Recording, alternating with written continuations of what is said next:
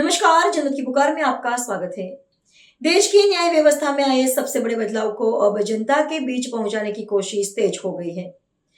पश्चिम बंगाल के सिलीगुड़ी में 3 नए कानूनों पर आयोजित विशेष प्रदर्शन को शुभारंभ किया गया, जहां गृह मंत्री अमित शाह ने नई आपराधिक न्याय व्यवस्था से जुड़े बदलावों को लेकर बड़ा संदेश दिया।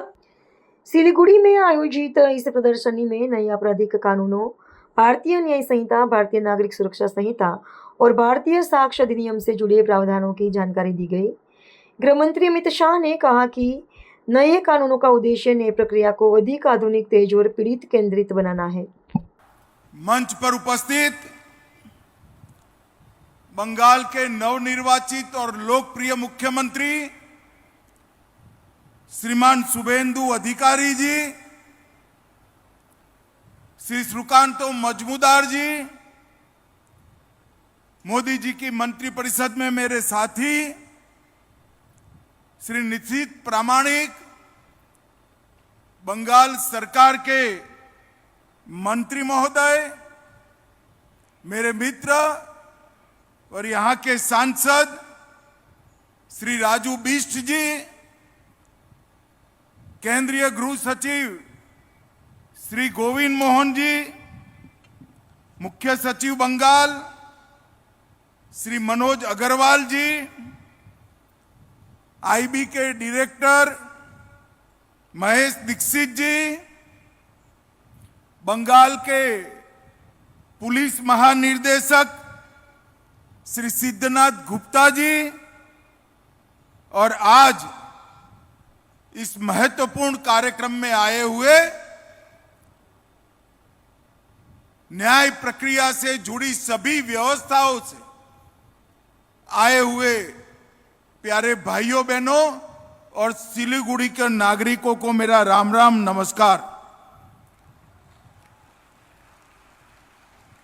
मित्रों, जैसे शुभेंदु जी ने बताया,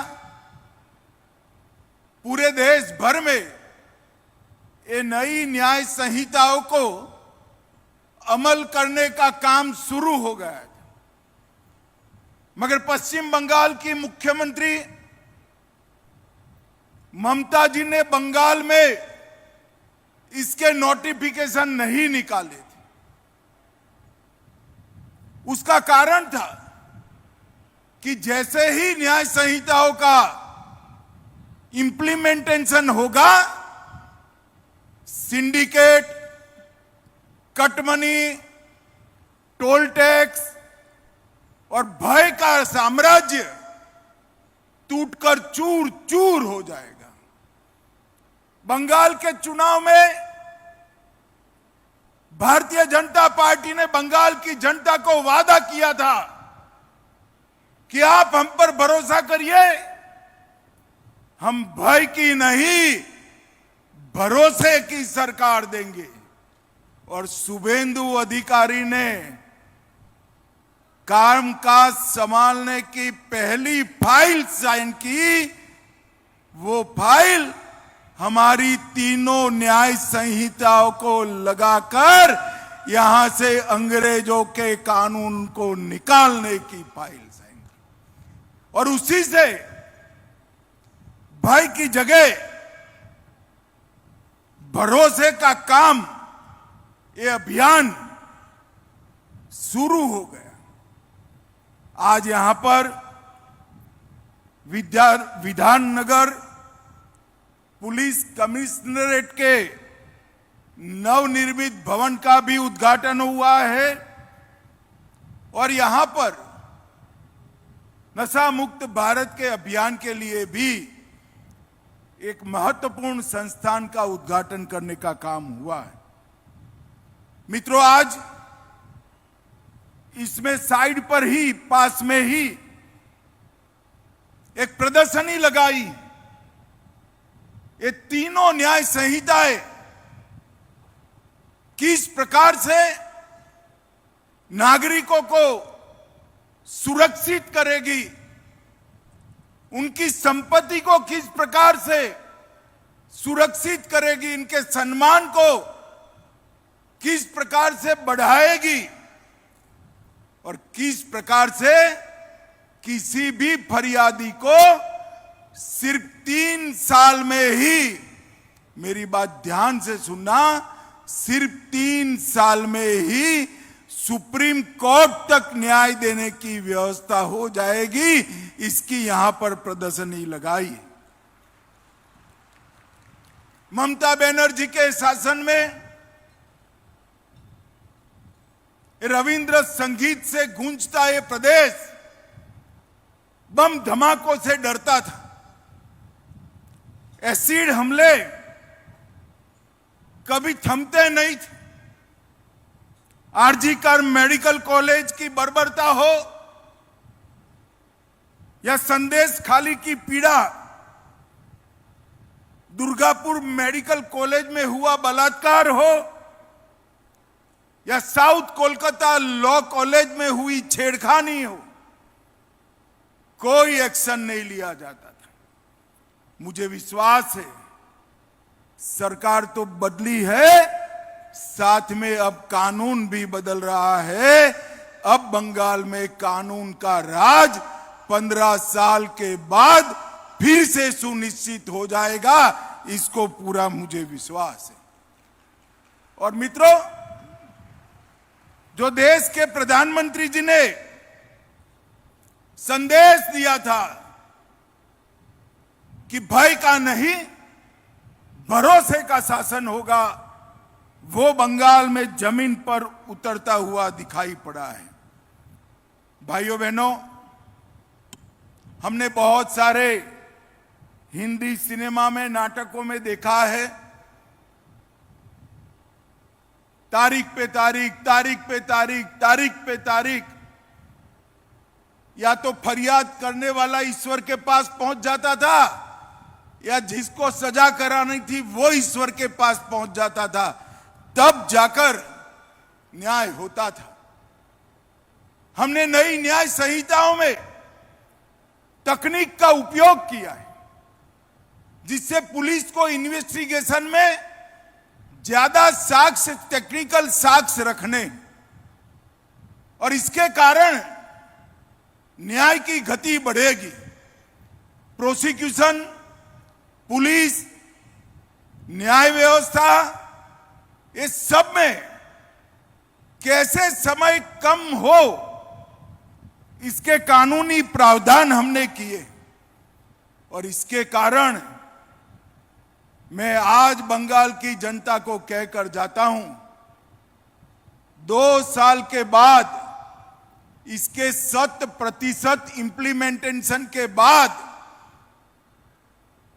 जो भी एफआईआर होगी 3 साल में उसको सुप्रीम कोर्ट तक सजा कराने का काम अब बंगाल पुलिस समाप्त कर पाएगी।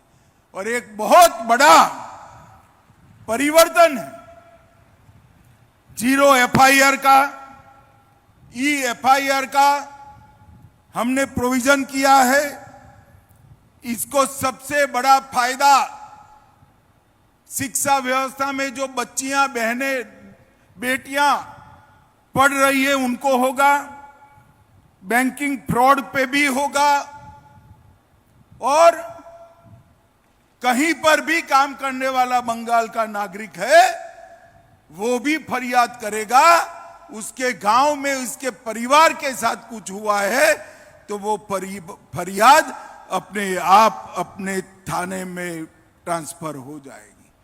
चाहे गुजरात हो, बिहार हो, कहीं पर आपके परिवार के लिए आप ई एफआईआर 0 नंबर से एफआईआर कर सकते हैं। ये नई न्याय प्रणाली पीड़ित केंद्रित है, दंड केंद्रित नहीं है।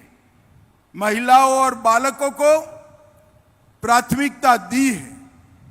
6 साल से ज्यादा सजा वाले सभी धाराओं में एफएसएल की विजिट और उनकी रिपोर्ट हमने कंपलसरी कर दी। सभी ई डॉक्यूमेंट स्वीकारने के लिए कोर्टों को न्यायिक रूप से बाध्य बनाया है। ऑनलाइन जुबानी और पेशी दोनों हो पाएंगे। और कई ऐसे मामले हैं, सिख दंगों में 3 दशक के बाद भी न्याय नहीं हुआ, भोपाल गैस त्रासदी में 26 साल हुए, बीरभूम नानूर हत्याकांड में 10 साल लग गए, अजमेर सामूहिक दुष्कर्म मामले में 32 साल लगा। अब ये सब चीजों से 3T से टेक्नोलॉजी, ट्रांसपेरेंसी और टाइमलाइन, ये 3T से पूरी न्यायिक व्यवस्था बदलने वाली है। मित्रों, बंगाल में 2 काम हो रहा है। एक तो न्यायिक व्यवस्था भी बदल रही है और सरकार टोल टैक्स, सिंडिकेट, भ्रष्टाचार, कट मनी और जनता के साथ भी खड़ा रहना शुरू किया है। कैडर का राज था यहां। जब कम्युनिस्ट शासन करते थे तब भी कैडर का राज था, और जब टीएमसी शासन करती थी तब गुंडों की कैडर का राज था। अब शुभेंदु जी की सरकार बनी है, भाजपा सरकार बनी है, यहां पर कानून का राज प्रस्तापित हो गया है। अब बंगाल कानून के रास्ते पर आगे बढ़ गया है। भाइयों बहनों, ये बहुत बड़ा परिवर्तन है। मैं आज बंगाल की जनता को कहने आया हूं कि जब मैं सीएए का कानून लेकर आया, ममता बनर्जी मेरा मखौल उड़ाती थी, मजाक उड़ाती थी। कैसे करोगे, हम नहीं मानेंगे। ममता दीदी, आपने तो नहीं माना, मगर आपकी सरकार भी गई और आप भी गई। अब भारतीय जनता पार्टी की सरकार है। मैं बांग्लादेश से आए हुए हिंदू, सिख, जैन शरणार्थियों को वादा कर कर जाता हूं कि 6 माह में आप सभी को हम नागरिकता दे देंगे। भारत सरकार के गृह मंत्रालय ने अपने सारे अधिकार बंगाल सरकार के 8 कलेक्टरों को दे दिए हैं सीएए को फाइनल करने के लिए। जितने भी शरणार्थी है वो सारे यहां पर सुनिश्चित रूप से सम्मान के साथ भारत की नागरिकता प्राप्त करेंगे। मगर मेरे भाषण को सुनकर घुसपैठिए खुश न हो जाए, क्योंकि हमारी बंगाल सरकार का अटल फैसला है डिटेक्ट, डिलीट और डिपोर्ट। एक एक घुसपैठिए को चुन चुन कर पश्चिम बंगाल से निकालने का मैं फिर से एक बार बंगाल की जनता को वादा करना चाहता हूं। भाइयों बहनों, सीमा सुरक्षा के लिए हमें भूमि चाहिए थी, हमें भूमि मिल गई। लगभग 1129 एकड़ भूमि बंगाल सरकार ने बाढ़ लगाने के लिए दे दी है।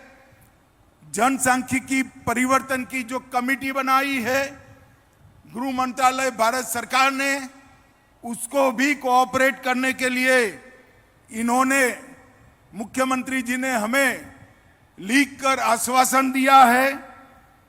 कट मनी और अवैध कमीशन बंद करना था, उसका टोल फ्री नंबर शुभेंदु अधिकारी ने चालू कर दिया है, 155334। अगर कहीं पर भी कोई कट मनी मांगता है उस पर फोन कर दीजिएगा, 1 रुपये का खर्चा नहीं होगा और कट मनी लेने वाले को जेल की सलाखों के पीछे डालने का काम हमारी भारतीय जनता पार्टी की सरकार करेगी। सिंडिकेट के लिए भी हमने टोल फ्री नंबर चालू किया है। रोड टैक्स वसूलने वालों के लिए भी हमने एक टोल फ्री नंबर चालू कर दिया है। सिंडिकेट के लिए भी टोल फ्री नंबर चालू।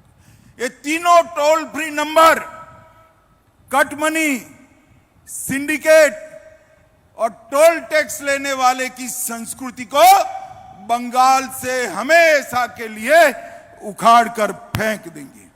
भाइयों बहनों, मैं यहां आया हूं तब हमने आलू के किसानों को कहा था, आपका आलू ओडिशा और झारखंड और बिहार में जाने से अब कोई नहीं रोकेगा।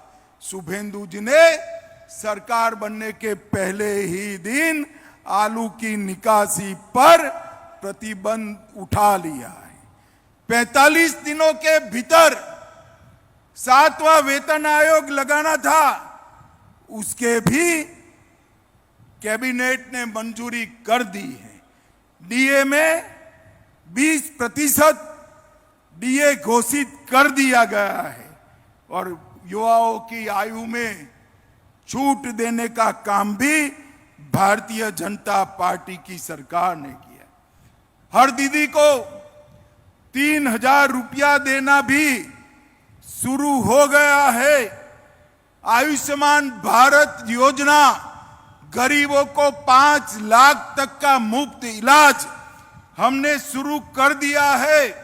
मातंगी हाजरा और रानी शिरोमणि बटालियन की भी घोषणा हो गई है और उत्तर बंग में कैंसर अस्पताल भी बनाने की शुरुआत भारतीय जनता पार्टी ने कर दी है। किसानों को 5-6 हजार की जगह 9,000 देने का हमने वादा किया था, वो भी शुभेंदु अधिकारी सरकार ने वो वादा भी पूरा कर दिया है। 100 दिन के शासन में हमारे 5 साल के लिए जो घोषणा पत्र बनाया था, उसके 43% काम शुभेंदु जी ने 100 दिन में पूरा कर दिया है। मैं आप सबकी ओर से शुभेंदु जी को बहुत बहुत बधाई और साधुवाद देना चाहता हूं। बंगाल ने लंबे समय के बाद यहां पर जनता की सुनने वाली सरकार का अनुभव आया है। पहले सुनवाई गुंडे करते थे, अब थाना और कलेक्टर करता है, एमएलए और एमपी करते हैं, हमारे मंत्री करते हैं। पहले न्याय इनके टोल टैक्स वाले और सिंडिकेट वाले करते थे, अब न्याय अदालत में होता है। पहले बहनें महिलाएं फरियाद नहीं कर पाती थी, अब बेरोक टोक बड़े से बड़े आदमी के खिलाफ महिलाएं फरियाद करने में नहीं डरती है। ये परिवर्तन की शुरुआत है। मुझे विश्वास है कि 5 साल समाप्त होते होते होते विवेकानंद जी, कवि गुरु रविंद्रनाथ टैगोर और बंकिम बाबू की कल्पना का सोनार बांग्ला का हम निर्माण कर पाएंगे, इसका मुझे भरोसा है। 15 मिनट के बाद ये प्रदर्शनी आप लोगों के लिए खुली छोड़ दी जाएगी। यहां से मैं इसका उद्घाटन करके निकल जाऊंगा, परंतु पूरे उत्तर बंग से न्यायिक व्यवस्था से जुड़े हुए सभी लोगों को मेरा आग्रह है कि प्रदर्शनी 5 दिन चलने वाली है। आप इसको जरूर देखिए और यहां पर कानून का राज प्रस्थापित करने में हमारी मदद करिए। आप सभी का बहुत बहुत धन्यवाद। वंदे मातरम। अगर आपने हमारा अभी तक चैनल सब्सक्राइब नहीं किया है तो कृपया चैनल सब्सक्राइब कर लें, लाइक करें, शेयर करें, कमेंट करें। तो मिलते हैं फिर किसी और खबरों के साथ। नमस्कार।